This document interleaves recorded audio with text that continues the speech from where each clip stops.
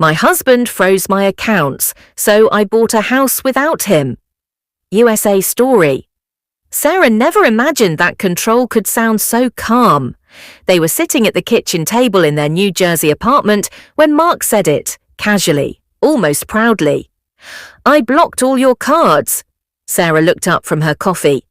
What? Mark leaned back in his chair, arms crossed.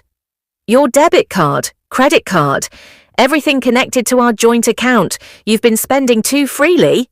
Her stomach dropped. Mark, I use that account for groceries, gas, work lunches. He smirked. You'll still eat. Just ask me when you need money. From the living room, his mother Linda nodded in approval. She had moved in temporarily 2 years ago and never left. About time, Linda said. A woman should learn discipline, especially one who doesn't appreciate what she has. Sarah felt heat rush to her face. I work full-time. Linda waved her hand dismissively. You used to, now you're hybrid. Half days at home aren't real work. Mark added, besides, my salary covers the big stuff, rent, utilities. You don't need access to everything. Sarah realized then that this wasn't about money. It was about power.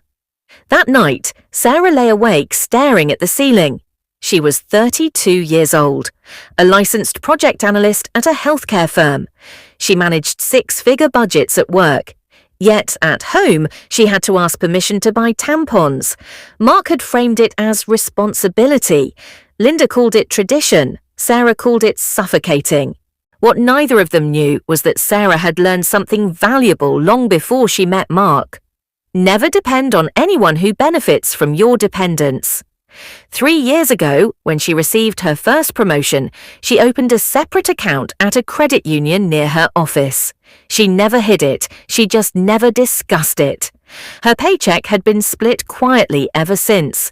Savings, emergency fund, investment account, and something else, her credit score.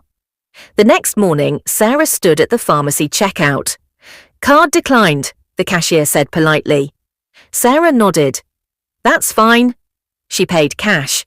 At home, Linda noticed immediately. Using cash now? She asked, suspicious. Where did you get that? Sarah smiled softly. Personal savings, Mark frowned.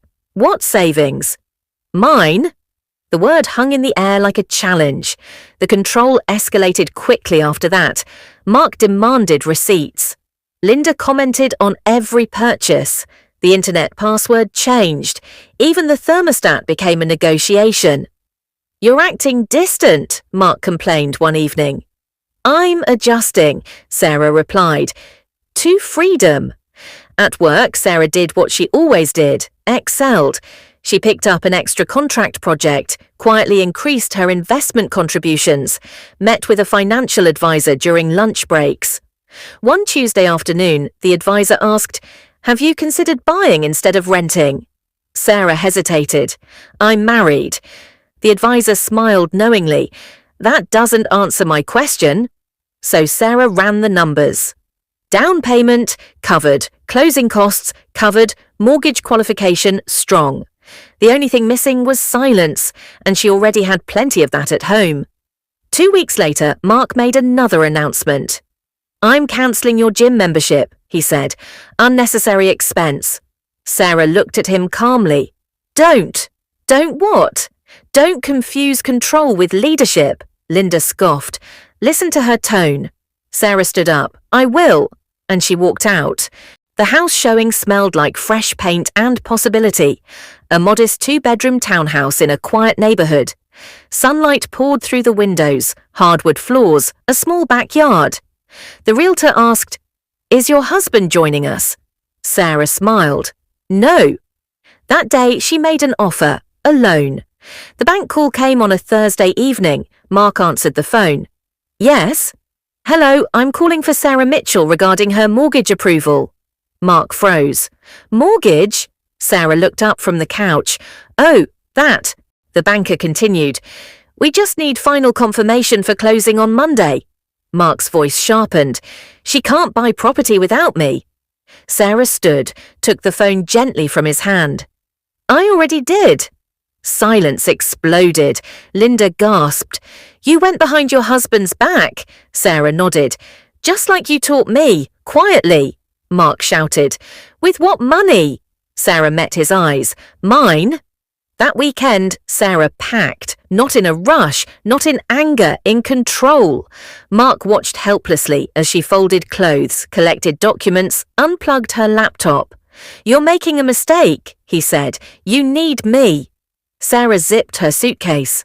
"I needed respect." Linda screamed, "You'll regret this." Sarah paused at the door. "I already regret staying." Monday morning, Sarah signed the papers. Her name, her signature, her keys. She sat alone in her new living room, boxes stacked around her, and breathed. For the first time in years, the air felt light. Her phone buzzed, a message from Mark, "Let's talk." She didn't reply. Instead, she hung curtains. 3 months later, Sarah hosted a small housewarming, friends from work, a neighbour, her cousin. Laughter filled the rooms. Someone asked, "Did your husband help you buy this place?" Sarah smiled, raised her glass and said, "No, he helped me understand why I had to." And for the first time, that truth felt like freedom.